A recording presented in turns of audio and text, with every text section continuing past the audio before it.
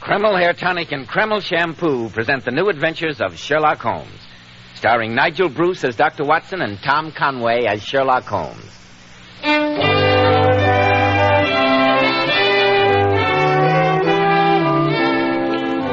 Well, once again, it's time to keep that pleasantest of all doctor's appointments, our weekly visit with our excellent host and incomparable storyteller, Dr. Watson. Good evening, Dr. Watson. There you are, Mr. Bell. Just in time to join me in a glass of port. The decanter's there on the sideboard. Help yourself and then settle down. Fine, Dr. Watson. I suppose you're all ready with tonight's new Sherlock Holmes story, The Adventure of Maltree Abbey, isn't it? Yes, my boy, and in many ways I'm inclined to think it was one of the most singular adventures that Sherlock Holmes and I ever had. But before I begin the weird adventure of Maltree Abbey, haven't you got a word for our listeners? Yes, Dr. Watson, I have. Men, neat-looking, well-groomed hair does so much to give a man that air of success, to say nothing of adding to his good looks. And I'm sure you'll be interested in hearing about this modern trend in hair grooming, which has become such a nationwide favorite. It's called Kreml Hair Tonic. This highly specialized hair tonic contains a combination of hair grooming ingredients which is found in no other hair tonic. Yes, that's exactly why Kreml gives a man's hair such a natural, well-groomed look and keeps it in place longer, keeps every hair in perfect order from morning till night. Yet Kreml never gives hair that cheap, greasy, patent leather look. Kreml keeps hair looking mighty handsome with a rich, healthy-looking luster. Yet it always feels and looks so clean on your hair and scalp. Men, if you aren't already using a hair tonic, try Kreml. If you're using some other hair dressing, change to Kreml. Then see if your hair doesn't look better than it ever did before. Better groomed, better looking when you use Kreml. Kreml, Kreml Hair Tonic. Now, Dr. Watson, how about the Venerable Bede and the Adventure of Maltree Abbey? Well, Mr. Bell, that story began in Baker Street on the December afternoon many, many years ago. It was shortly after tea, I remember, when Sherlock Holmes, who'd been pacing up and down our room, suddenly stopped at the window and looked intently out at the street below him. After a few moments, my curiosity overcame me, and I joined my old friend.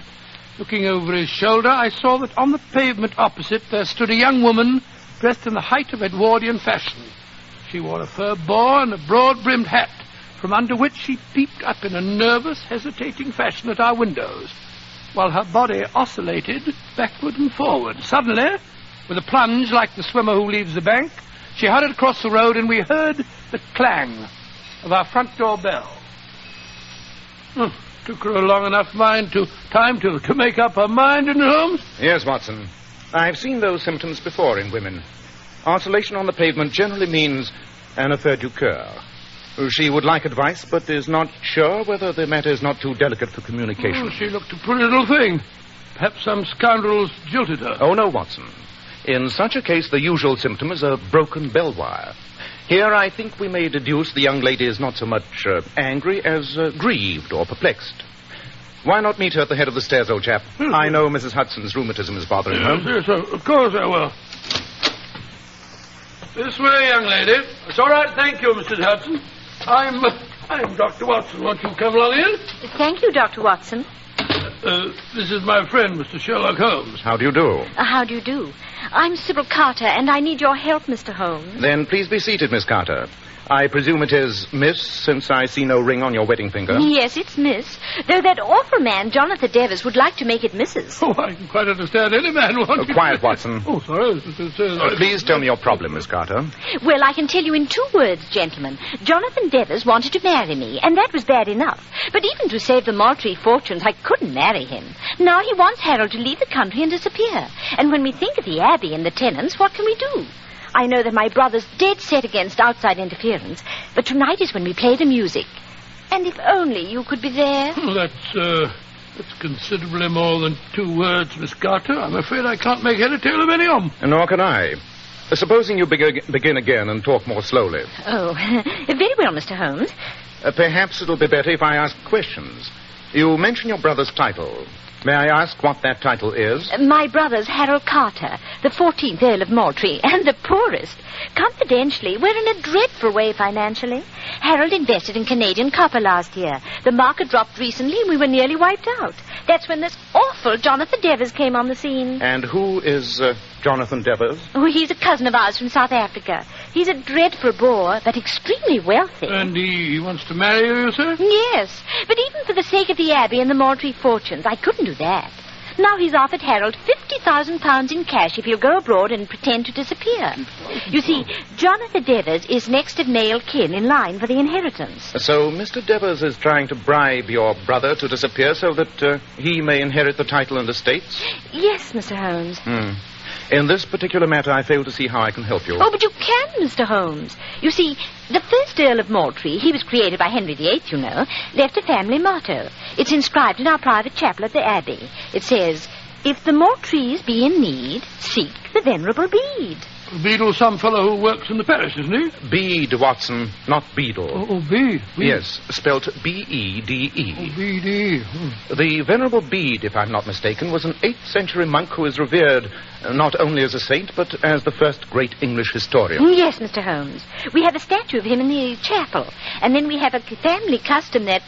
Oh, I know this may sound silly to you. Oh, don't worry, Miss Carter. I'm aware that some of these old, crusted superstitions often conceal surprising truths. Pray continue. Well, it's been passed down in the family that if ever the Maltrees were in trouble, they should play a very peculiar piece of music which he composed. Piece of music? What an odd idea. Extremely interesting. And you're planning to play the music tonight, you say? Yes, Mr. Holmes. Heaven alone knows the Maltrees couldn't be in worse trouble than they are now. And I want you to be there. Only Harold doesn't. So I thought if you'd bring your violin, I could pretend that you had just come to hear the music. An excellent idea, Miss Carter.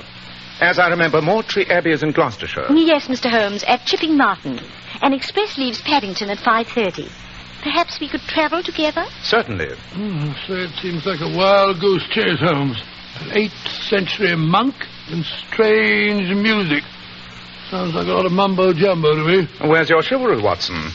In any case, surely you recall the singular affair of the Musgrave ritual? There's no telling what these old family customs may portend. So be a good fellow and pack your bag. There's no time to be lost.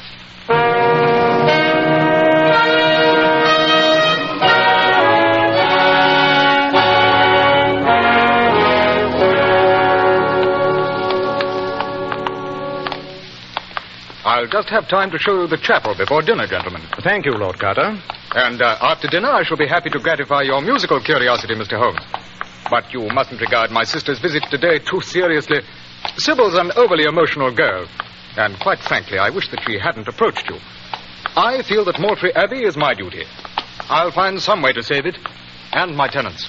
I trust that the music will live up to its magical reputation. Well, this is the chapel. What beautiful building. Must be very old. Oh, 16th century. The Abbey house was built nearly 100 years later. Hold your lantern a little higher, Dr. Watson. That's it. Now, I want to show you a prized possession. There you are. Magnificent. Quite magnificent. This, I presume, is the statue of the Venerable Bede that your sister spoke of. Yes. It's an excellent specimen of 16th century wood carving. Note particularly the delicate work on the beads of the rosary. Odd. Very odd indeed. What's odd, Holmes? The fact that the... How many times do I have to tell you to keep away from me, you filthy scum? Don't you take your whip to me, sir. I'm not doing nothing. What on the devil's going on out there? Come on. Confound your impudence. Take that. Oh, don't you lay your whip on me. Jonathan, what's the matter? Harold, I demand that you discharge this groom of yours. You can't whip me, Mr. Devers. I'll have your blood for this, I will. Well, what's he done, Jonathan? He's been following me. Twice today I bumped into him in the grounds. Not half an hour ago I was taking a walk by the bottomless tarn, and I found him skulking behind me. Now I bump into him sneaking after me here. I say you must discharge him, Harold. He was only hired today. I suppose you're right. Wilson, you may collect a week's wages and leave in the morning. I wasn't doing no harm. Just trying to deliver a telegram. That's why I came here. It's one of you gents, Mr. Sherlock Holmes. I am he. Then this telegram come for you. I was only trying to find you when this son of a South African slave driver comes in. Oh, I'll have your blood, you see, if I don't. That's enough, Wilson. Now, clear off. I'm sorry, Jonathan. Oh, by the way, this is Mr. Sherlock Holmes and Dr. Watson. Mr. Jonathan Devers. How do you do? How do you do, Mr. Devers? Yes. Sybil told me that you were having distinguished company at your musical soiree tonight. How are you, gentlemen? Just excuse me. Shall see you at dinner, no doubt. Say, Bully, that poor devil of a groom was half his size. Mr. Devers mentioned that he was walking by the Bottomless Tarn half an hour ago. What, may I ask, is the Bottomless Tarn? Oh, it's a lake on the estate. It's just behind the gamekeeper's cottage. There's a legend that it's fathomless. All I know is that some years ago a prize heifer of mine was seen to fall in and drown. We dragged the lake, but no grappling hooks we could obtain touched the bottom. Interesting. Holmes, the telegram that fellow brought you. Ah, yes, the telegram. Give me the lantern, Watson. Thanks. An extremely illuminating message. Read it for yourself, Lord Carter. Why, it says nothing but my cousin's name, Jonathan Devers. And yet the message is quite eloquent. It is in answer to a query I made before leaving London. Who forced that market drop in Canadian copper which wiped out the Maltree fortunes? You mean that Jonathan deliberately smashed me, Holmes? It would seem obvious. Yes, it's perfectly clear the Devers covets the title and stop at nothing to get it. Holmes, what am I going to do? What the devil am I going to do? We must wait until after dinner and hope that the musical composition may give us a solution to your unhappy problem.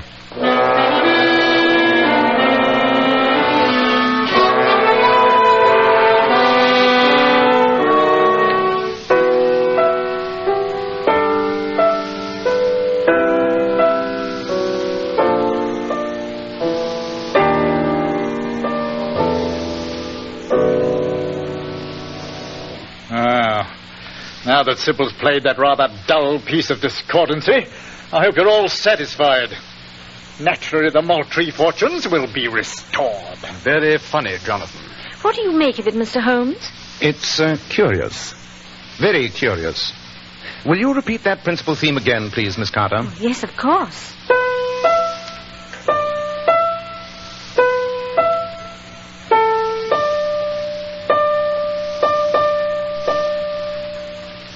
Thank you, Miss Carter. I think I begin to get a glimmering of the mysterious message. Yeah, blessed if I do. Sounds like a jumble of meaningless notes to me. Never mind, Dr. Watson. Your brilliant friend thinks that he saved the Maltree fortunes.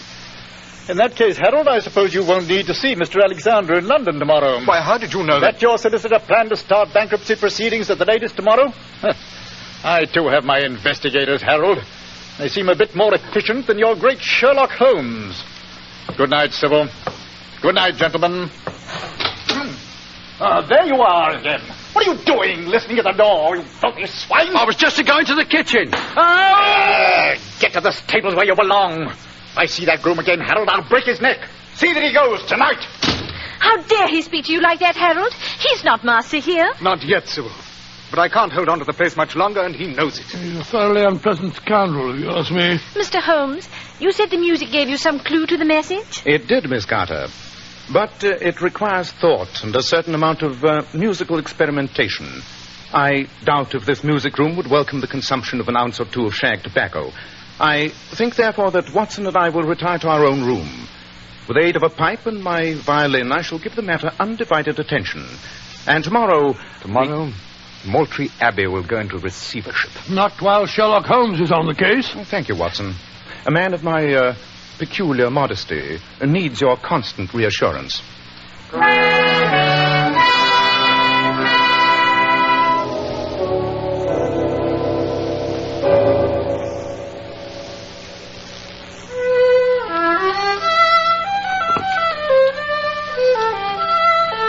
I could finally sleep out. Then why not go to sleep, my dear Well, chap? how can I when you keep scraping away that wretched fiddle? Da da da da da da da da. Lot of rubbish. Sit up half the night. Where'll it get you? Oh, yeah, I'm going to sleep.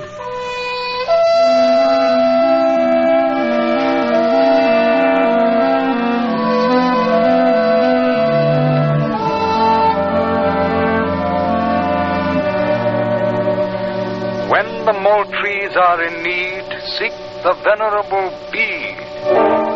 This music will solve the Maltree's problems.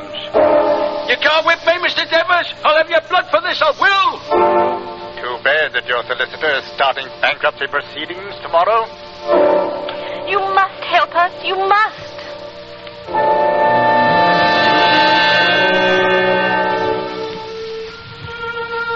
When the Maltree's in need, seek the Venerable Bede.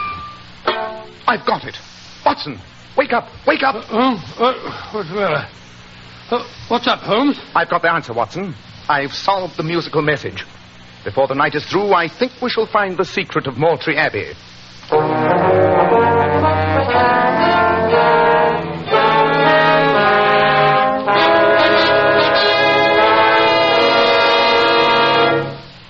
In just a moment, we'll rejoin Sherlock Holmes and discover just what that secret is.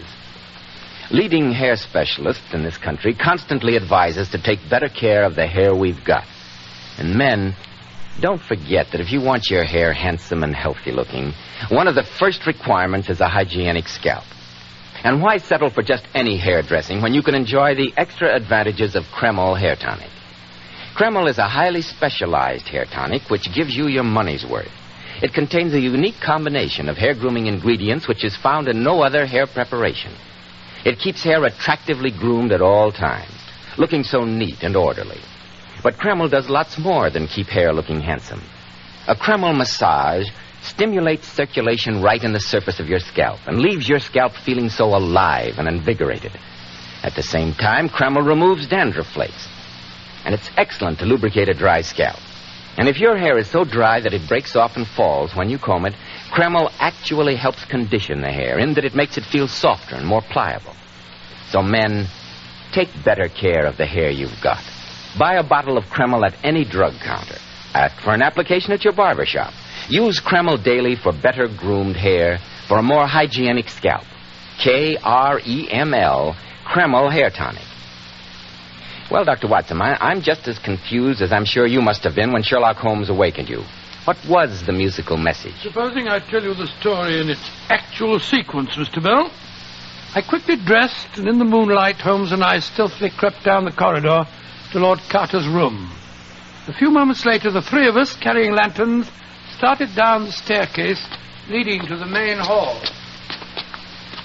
Holmes, as we went into Lord Carter's room, I'm sure, absolutely certain that I saw another door down the corridor half open and then close. Which door was it? The last one on the right. Oh, that's Jonathan Devers' room. I suppose he knows what we're up to, which I must confess is more than I do. Well, if I'm right, not even Devers can stop us now. You're being confoundedly mysterious, Holmes.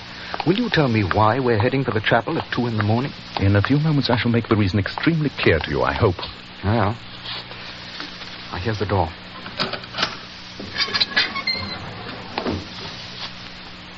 Look. Through the stained glass windows over there. I swear there's someone with a lantern in the grounds outside. Our immediate problem is here, inside. Focus your lantern on the statue of the Venerable Bede, Watson. That's where the answer to the Maltree legend lies, I think. For heaven's sake, Holmes, I wish you'd be more explicit. Very well. Let me see if I can whistle those notes written in the musical theme.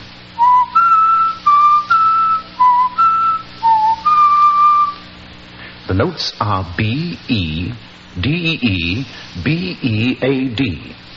These notes were followed by a rhythmically repeated series of the note D 4 times. Surely now the pattern becomes clear. Well, the notes B, E, D, E obviously stand for Bede, the Venerable Bede, and we're standing in front of a statue here now. But the second 4 notes are B, E, A, D. You yourself pointed out the rosary on the Venerable Bede statue, Lord Carter. The notes B, E, A, D must refer to the beads of the rosary. That's why I became suspicious on first seeing the statue. The rosary did not come into use till almost 5 centuries after the Venerable Bede. Yet his statue had one. Then what does the repetition of the note D 4 times mean after the melody? I think it gives us the vital clue. D is the 4th letter in the alphabet, and it's repeated 4 times. Let's see what happens when we press the 4th bead on the Venerable Bede's rosary. So, by George, I think you're on the right track, Holmes. You are. Look at that section of wall behind the font. It's slid back. Come on. Let's see what it takes us to. There's a narrow stone staircase leading below. Well, I'll go first. Holmes, perhaps you have saved the Maltree fortunes after all. I hope so, Lord Carter, I hope so. Watch your head, Watson. Oh, must have built these steps for pygmies.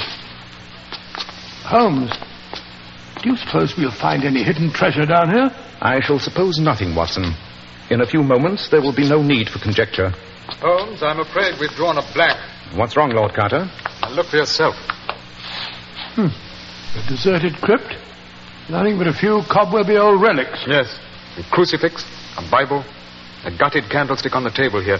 Oh, they may have some small intrinsic value, but nothing else. Oh, I was a fool to have any hopes. I was expecting to find buried treasure. Wait a moment. Something, possibly the treasure, has recently been removed from here. Well, what makes you say that, Holmes? The room is thick with dust, and yet there's a large rectangular space free from dust on the table, as though a heavy folio volume had recently been lying there. By George, you're right, Holmes. And look here on the floor. Fresh footprints. Yes, someone has recently anticipated our discovery. Well, it's not very hard to guess who that someone was. Jonathan Devers. Aha! Observe these curious marks on the floor by the table. 4 round dots, rectangularly spaced. I should say that a Gladstone bag has been placed here. A bag that was undoubtedly used to remove the treasure. But why, Holmes? Why carry off a heavy book in a bag? Supposing that book were of priceless value, Watson. Suppose it were the heirloom of the Maltree family, and its discovery by the rightful owner might save the estate. Yes. And I'm sure that Devers is quite capable of stealing it. The question is, though, what would he do with it? Precisely. And to answer that question, I shall try and imagine myself in the shoes of Mr. Devers. I'm a millionaire, and therefore I don't need the treasure. Too risky to sell it anyway. All I want to do is to keep it from the Maltrees, so I'll destroy it. But how? I haven't the time or the opportunity to burn it. Difficult with a heavy book in any case. So I'm looking for some place to dispose of it where it may never be recovered. The fathomless lake on this estate. That'd be the place. The bottomless tarn? Of course. Remember the Devers told us earlier that he'd been walking by it this evening? Then let's go there as fast as we can. I can only pray that we're not too late.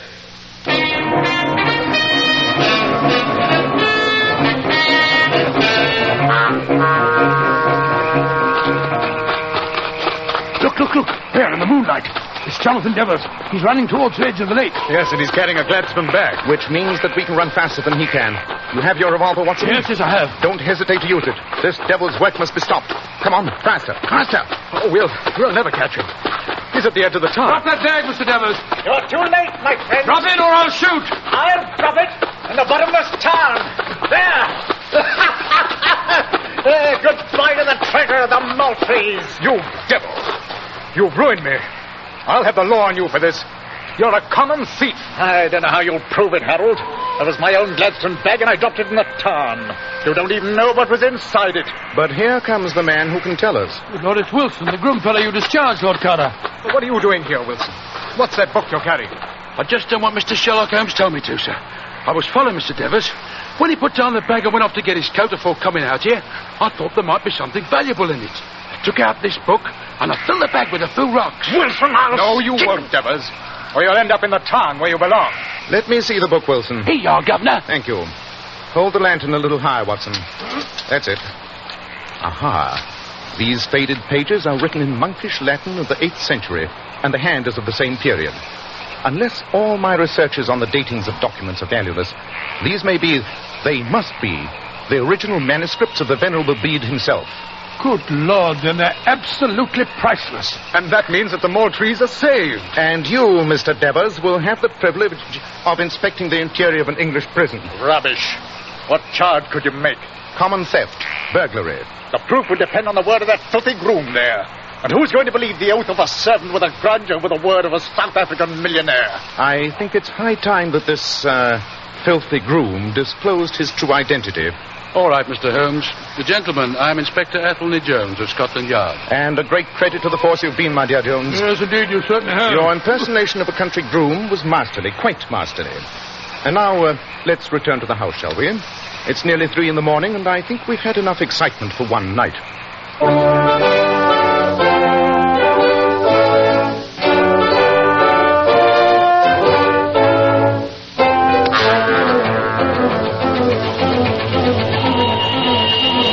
A very satisfactory case, Watson, don't you think. As we head back for London, I must confess to a certain glow of satisfaction. The fortunes of the Maltrees are restored, the villain foiled and in custody. And Scotland Yard get the credit. You know that, of course, Holmes. Well, they deserve it. Athelney Jones is a very enterprising fellow. Yes, Watson, an immensely interesting case. You see, Maltree Abbey was, from its name, one of the properties expropriated from the monks by Henry VIII, who created the earldom. Undoubtedly, the abbot had hidden the monastery's most valuable possession, the bead manuscript. Then I suppose the first earl discovered the hiding place and left the book there as a future security for the Maltree family. Exactly, leaving the cryptic verse as a clue. If the Maltrees be in need, seek the venerable bead. Yes, I see it all now. You know, Holmes, to me the whole case was worth it when I saw that girl's face light up as we told her the good news. I fear that I'm less impressionable, old chap. For me, my retrospective pleasure in this case lies in the fact that an irreplaceable treasure has been saved, and that a monk who died 12 centuries ago will have been responsible for restoring the fortunes of a fine old family. Yes, Watson, I think that in many ways you might refer to this as our most successful case.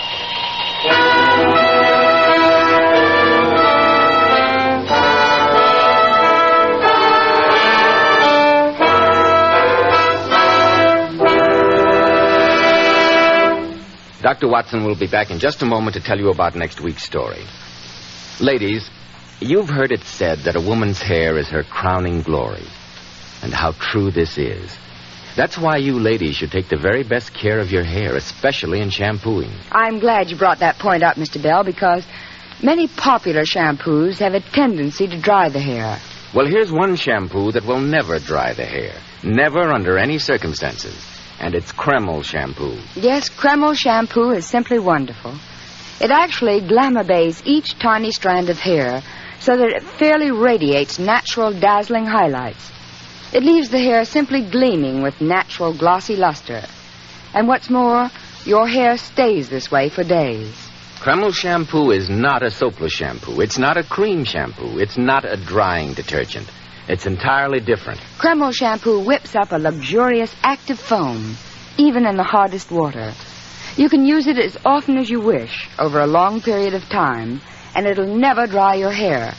In fact, Kreml shampoo has a built-in oil base, which actually helps keep the hair from becoming dry or brittle.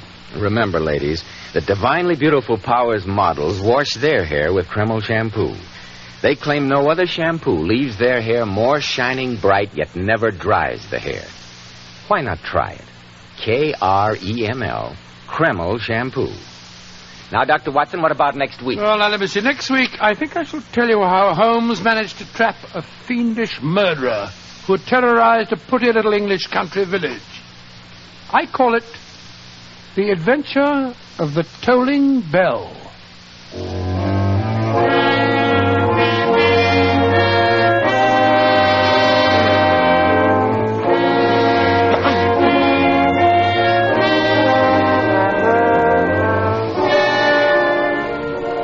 Tonight's new Sherlock Holmes adventure was suggested by an incident in Sir Arthur Conan Doyle's story, A Case of Identity. Nigel Bruce appeared by permission of California Pictures. Tom Conway through the courtesy of Eagle Lion Pictures. The Sherlock Holmes series is produced by Tom McKnight, with original music composed and conducted by Alex Steinert. This is Joseph Bell speaking for Kreml Hair Tonic and Kreml Shampoo, and inviting you to be with us next week at the same time when Dr. Watson will tell us about the adventure of the tolling bell.